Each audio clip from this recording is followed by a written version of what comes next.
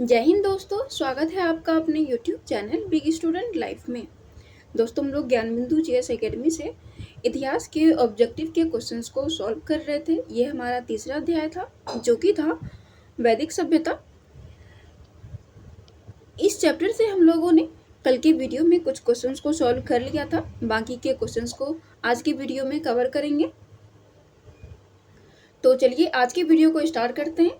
Video के अंत तक बने रहिएगा और वीडियो अच्छा लगे तो चैनल को लाइक और सब्सक्राइब कर लीजिएगा ताकि आने वाले वीडियो की नोटिफिकेशंस आप तक आ जाए। हमने टोटल 100 प्रश्नों को कल देख लिया था, तो आगे के प्रश्न को आज देखते हैं। निम्न में से कौन सा ग्रंथ हिंदू उत्तराधिकार अधिनियम 1956 संशोधन का आधार ग्रंथ है? तो ऑप्शन नंबर ए हो जाएगा मिताक्षरा। ऑप्शन नंबर ए हो जाएगा मिताक्षरा। गोत्र व्यवस्था किस काल में स्थापित हुई? तो गोत्र व्यवस्था जो है ये उत्तर वैदिक काल में स्थापित हुई।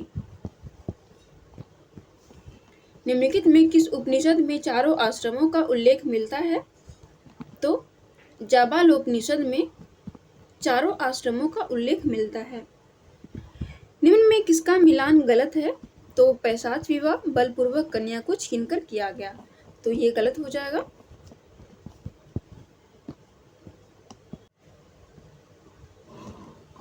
आगे मनुस्मृति में कितने प्रकार की विवाह की चर्चा है? तो मनुस्मृति में 8 प्रकार की विवाह की चर्चा है। निम्नलिखित में किसके लिए दैवीय उत्पत्ति का सिद्धांत सर्वप्रथम ऐत्रेय ब्राह्मण ग्रंथ में उल्लेख मिलता है? इसका आंसर हो जाएगा ऑप्शन नंबर ए राजा। राजा का पद वंशानुगत किस काल में हुआ? इसका आंसर हो जाएगा ऑप्शन नंबर बी उत्तर वैदिक काल। ऑप्शन नंबर बी हो जाएगा उत्तर वैदिक काल। उत्तर वैदिक काल में राजा को क्या कहा जाता था? इसका आंसर हो जाएगा ऑप्शन नंबर डी उपरोक्त में सभी। ऑप्शन नंबर डी हो जाएगा उपरोक्त में सभी। सम्राट, एकराट और अधिराज, ये तीनों ही उत्तर वैदिक काल में राजा को कहा जाता था। किस वेद में उच्च पदाधिकारियों को रत्नी कहा जाता था? तो यजुर्वेद में उच्च पदाधिकारियों को रत्नी कहा जाता था। राजा का राज्याभिषेक राजसूय यज्ञ द्वारा संपन्न होता था, जिसका विस्तृत वर्णन किस ब्राह्मण ग्रंथ में मिलता है? तो ये शतपथ ब्राह्मण ग्रंथ में मिलता है।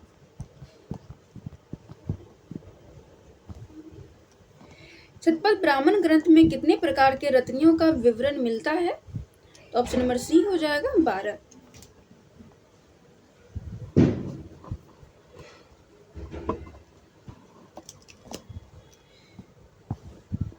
आगे निम्न कथनों पर विचार कीजिए। उपरोक्त में से कौन सा कथन सही है? इसका आंसर हो जाएगा ऑप्शन नंबर सी। सी में है 1 और 2। 1 में है राजा न्याय का सर्वोच्च अधिकारी होता था, ब्राह्मण को मृत्यु दंड नहीं दिया जाता था। बलि ऋग्वैदिक काल में राज्य को दिया जाने वाला स्वेच्छाकारी कर था, जो उत्तर वैदिक काल में नियमित कर हो गया। इसकी मात्रा 1/16 भाग हो गया था। आगे मिलान करने के लिए एक तरफ सेनानी और दूसरी तरफ सेनापति है। इसका आंसर हो जाएगा ऑप्शन नंबर डी।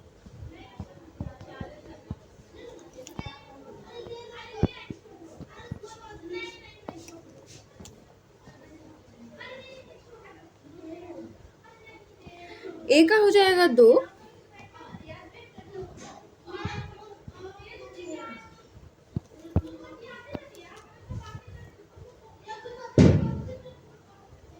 ए का हो जाएगा 2 सूत राजा का सारथी।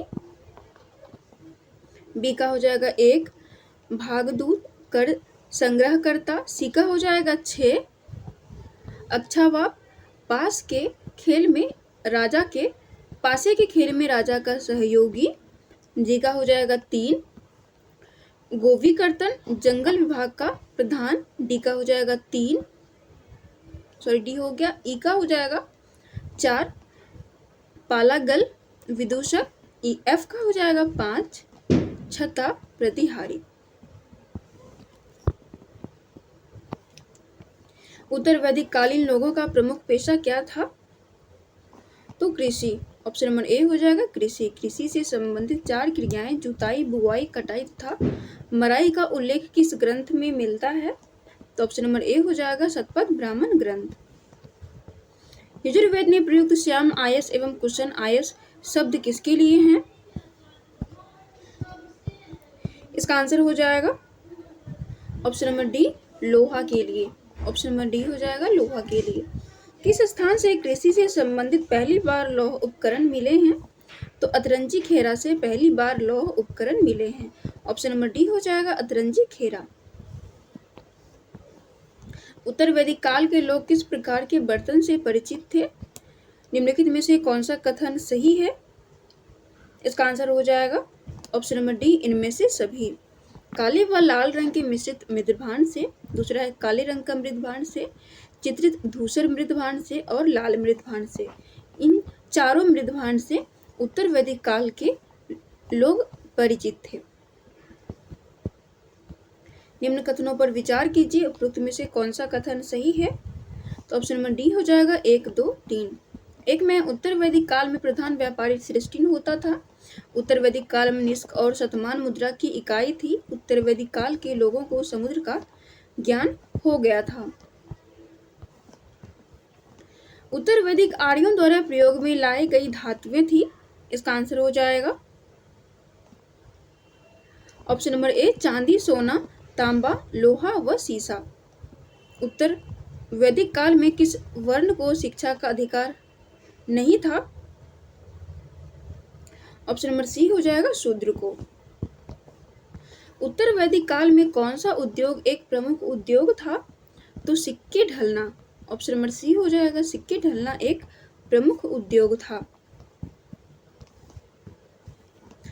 उत्तर वैदिक काल में किस प्रकार के ऋण का उल्लेख नहीं मिलता है? तो मातृ ऋण का उल्लेख नहीं मिलता है उत्तर वैदिक काल में। ऑप्शन नंबर बी हो जाएगा मातृ ऋण। शतपथ ब्राह्मण ग्रंथ के बारे में निम्न कथनों पर विचार कीजिए। निम्नलिखित में से कौन सा कथन सही है? इसका आंसर हो जाएगा ऑप्शन नंबर डी इनमें से सभी। पहला है इसमें सर्वप्रथम पुनर्जन्म के सिद्धांत का उल्लेख है। दूसरा इसमें सभी स्त्री को अर्धांगिनी कहा गया है। तीसरा है सर्वप्रथम मृत्यु की चर्चा इसी ग्रंथ में मिलती है। आगे है मिलान करने के लिए वेद पुरोहित दिए गए हैं। इसका आंसर हो जाएगा ऑप्शन नंबर ए 1, 2, 3, 4। ऋग्वेद होत्री, सामवेद इनके पुरोहित को उद्गाथा, यजुर्वेद अथर्ववेद, अथर्ववेद ब्रह्मा। निम्न में से किसे मृत्यु लोक का देवता कहा गया? तो परीक्षित को मृत्यु लोक का देवता कहा गया। आगे फिर से मिलान करने के लिए एक तरफ यज्ञ और दूसरी तरफ विशेषता दिया गया है। इसका आंसर हो जाएगा ऑप्शन नंबर बी 1, 3, 2, 5, 4। ए का हो जाएगा 1 अश्वमेध यज्ञ, साम्राज्य की सीमा में वृद्धि। बी का हो जाएगा 3 राजसूय यज्ञ, राज्य अभिषेक। सी का हो जाएगा 2 वाजपेयी यज्ञ, शक्ति प्रदर्शन के लिए। डी का हो जाएगा 5 अग्निष्टोम यज्ञ, पापों के क्षय और स्वर्ग की ओर ले जाने वाली नाव। ई का हो जाएगा 4 सौत्रामणि यज्ञ, पशु एवं सुरा की आहुति।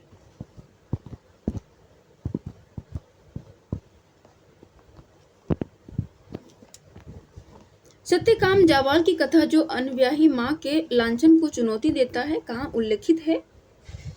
तो ये छंदोग्य उपनिषद में उल्लेखित है। ऑप्शन नंबर सी हो जाएगा छंदोग्य उपनिषद। निम्न में से किस ग्रंथ को सतसहस्त्री संहिता के नाम से जाना जाता है? इसका आंसर हो जाएगा ऑप्शन नंबर बी महाभारत। उत्तर वैदिक काल में कौन नगर के रूप में विकसित होने में असफल रहा?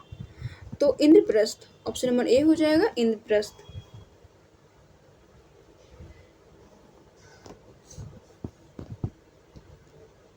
प्राचीन भारत के इतिहास के संदर्भ में निम्न में से कौन सा कथन सही है? इसका आंसर हो जाएगा ऑप्शन नंबर बी केवल 2।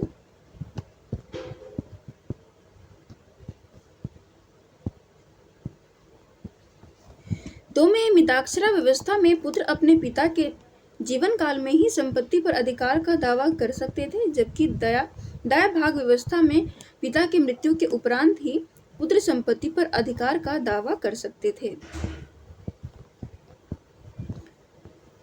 ऋग्वेद कालीन आर्यों और सिंधु घाटी के लोगों की संस्कृति के बीच अंतर के संबंध में निम्नलिखित कथनों में कौन सा कथन सत्य है? इसका आंसर हो जाएगा ऑप्शन नंबर सी 1 और 3। तो चलिए एक को देख लेते हैं। एक में है ऋग्वेद कालीन आर्य कवच और शस्त्रान यानी कि हेलमेट का उपयोग करते थे, जबकि सिंधु घाटी सभ्यता लोगों इनके उपयोग का कोई साक्ष्य नहीं मिला है। और तीसरा है ऋग्वेद कालीन आर्यों ने घोड़े को पालतू बना लिया था, जबकि इस बात का कोई साक्ष्य नहीं है कि सिंधु घाटी के लोग पशु को जानते थे। पूर्व वैदिक आर्यों का धर्म मुख्यतः था। तो ऑप्शन नंबर सी हो जाएगा प्रकृति पूजा व यज्ञ। धर्म तथा रीत भारत की प्राचीन सभ्यता के एक केंद्रीय विचार को चित्रित करते हैं। इस संदर्भ में निम्न कथनों पर विचार कीजिए। इसका आंसर हो जाएगा ऑप्शन नंबर सी 1 और 2 दोनों। धर्म व्यक्ति के दायित्वों एवं स्वयं तथा दूसरों के प्रति व्यक्तिगत कर्तव्यों की संकल्पना की थी। दूसरा है ऋतु मूलभूत नैतिक विधान था जो सृष्टि और उसमें अननिहित सारे तत्वों के क्रियाकलापों को संचालित करता था। निम्नलिखित में कौन सा युग्म सुमेलित नहीं है? एक तरफ तीर्थंकर और दूसरी तरफ निर्वाण स्थल दिए गए हैं। इसका आंसर हो जाएगा ऑप्शन नंबर बी वासु पूज्य समेत शिखर। सूची 1 और सूची 2 से सुमेलित कीजिए तथा सूचियों के नीचे दिए गए कूट से सही उत्तर को चुनिए। सूची 1 और सूची 2 दिया गया है। इसका आंसर हो जाएगा ऑप्शन नंबर डी में है। ए का हो जाएगा 4 सिंधु घाटी सभ्यता नगरीय। बी का हो जाएगा 3 उत्तर वैदिक समाज कृषक। सी का हो जाएगा 1 ऋग्वैदिक समाज चारागाह। डी का हो जाएगा 2 मध्यकाल जमींदारी।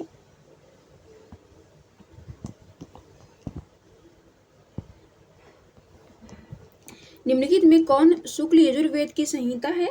इसका आंसर हो जाएगा option number A Vasni.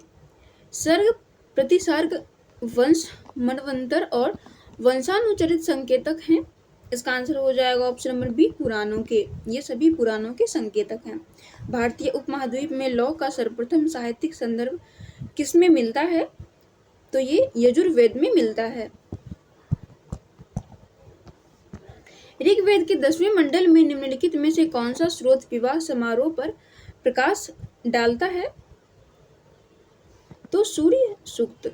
Option number A हो जाएगा सूर्य सूक्त। निम्नलिखित में से कौन सा लक्षण ऋग्वेद के अनुसार धर्म के स्वरूप को वर्णित करता है? इसका आंसर हो जाएगा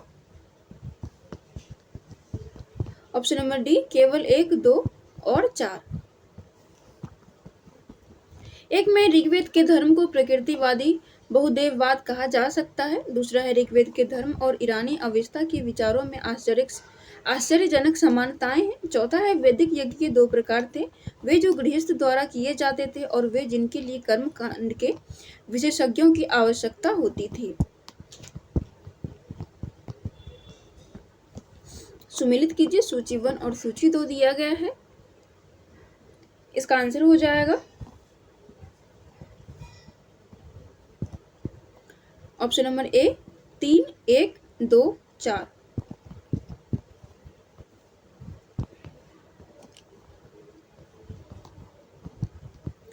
तो चलिए मिलाते हैं। ए का 3 अथर्ववेद औषधियों से संबंधित। बी का हो जाएगा 1 ऋग्वेद ईश्वर महिमा। सी का 2 यजुर्वेद बलिदान विधि सामवेद संगीत।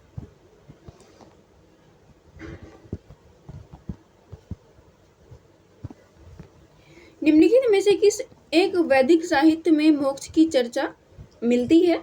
इसका आंसर हो जाएगा ऑप्शन नंबर डी उपनिषद।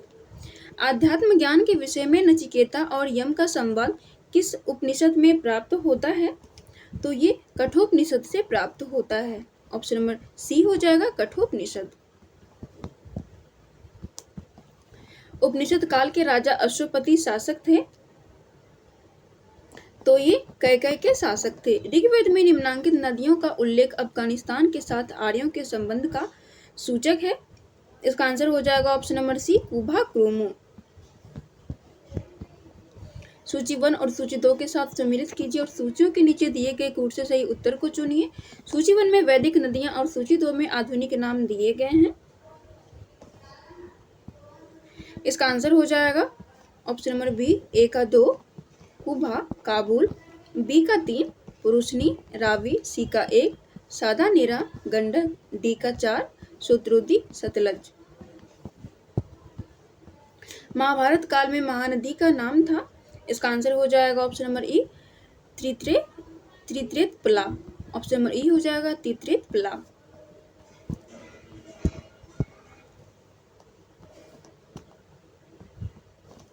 निम्नलिखित में कौन सी प्रथा उत्तर वैदिक काल में प्रचलित हुई? इसका आंसर हो जाएगा ऑप्शन नंबर ई, ए और सी दोनों। धर्म, अर्थ, काम, मोक्ष, ब्रह्मचर्य, गृहस्थाश्रम, वानप्रस्थ और संन्यास। भारतीय संस्कृति के अंतर्गत ऋत का अर्थ क्या है? तो प्राकृतिक नियम। निम्नलिखित में कौन सी वह ब्रह्मवादिनी थी जिसने कुछ वेदों मंत्रों की रचना की थी? ऑप्शन नंबर ए हो जाएगा लोपामुद्रा।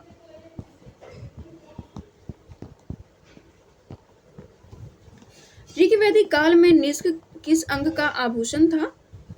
तो ये हो जाएगा ऑप्शन नंबर बी, गला का। प्राचीन भारत में निशाका जाने जाते थे, तो स्वर्ण आभूषण।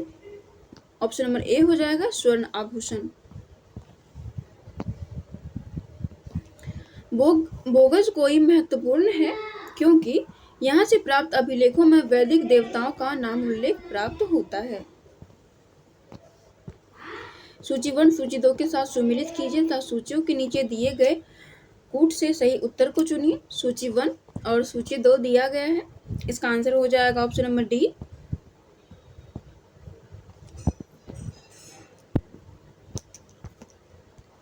ए का हो जाएगा 2 व्रीहि चावल, बी का हो जाएगा 3 मृतक मूंग, सी का हो जाएगा 4 यव जौ, डी का हो जाएगा 1 इक्षु गन्ना।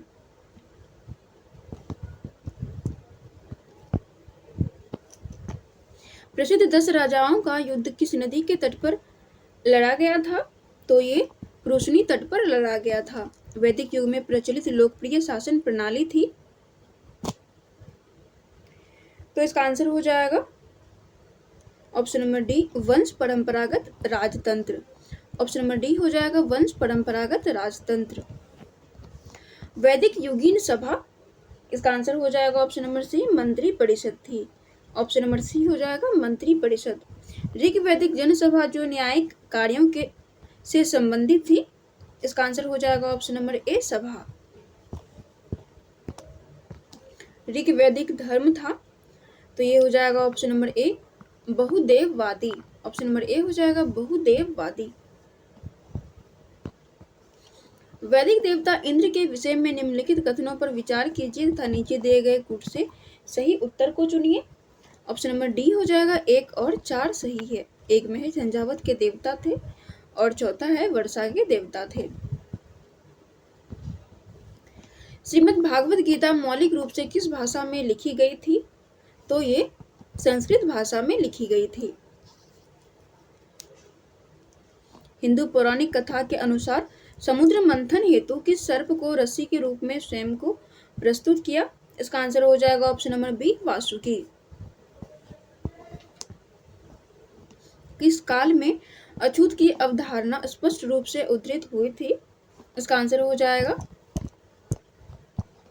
ऑप्शन नंबर डी, धर्मशास्त्र के समय में। ऑप्शन नंबर डी हो जाएगा धर्मशास्त्र के समय में। तमसो मां ज्योतिर्गमय कथन है मूलतः, तो ये उपनिषदों का कथन है। ऑप्शन नंबर ए हो जाएगा उपनिषद का। किस उपनिषद का शाब्दिक अर्थ सफेद घोड़ा होता है? तो श्वेताश्वतर उपनिषद। ऑप्शन नंबर डी हो जाएगा श्वेताश्वतर उपनिषद। ऋग्वेद की मूल लिपि क्या थी? तो ऋग्वेद की मूल लिपि ब्राह्मी थी। ऑप्शन नंबर डी हो जाएगा ब्राह्मी। प्राचीन भारतीय समाज के प्रसंग में निम्नलिखित शब्दों में से कौन सा शब्द 3 वर्ग का नहीं है? तो ऑप्शन नंबर सी हो जाएगा कोश। ऋग्वेद के किस मंडल में कृषि संबंधी कार्यों का वर्णन मिलता है? तो चतुर्थ मंडल में कृषि संबंधी कार्यों का वर्णन मिलता है। निम्न कथन पर विचार कीजिए। इसका आंसर हो जाएगा ऑप्शन नंबर डी 1, 2 और 3। एक में है आकाश के देवता सूर्य, ध्वज, सविता, विष्णु। अंतरिक्ष के देवता इंद्र, रुद्र, मासत और प्रजापति। पृथ्वी के देवता अग्नि, पृथ्वी, बृहस्पति और सरस्वती। इसी के साथ हमारा ये आज का सेट समाप्त होता है। बाकी के अगले चैप्टर को हम लोग आगे के वीडियो में कवर करेंगे। अगर वो चैप्टर भी लंबा हुआ तो हम लोग पार्ट वाइज कर लेकर आएंगे और सारे चैप्टर को कंप्लीट करेंगे हम लोग धीरे धीरे। तब तक आप लोग इस वीडियो को पूरा देखिएगा और कमेंट करके ज़रूर बताइएगा कि आपको ये वीडियो कैसा लगा।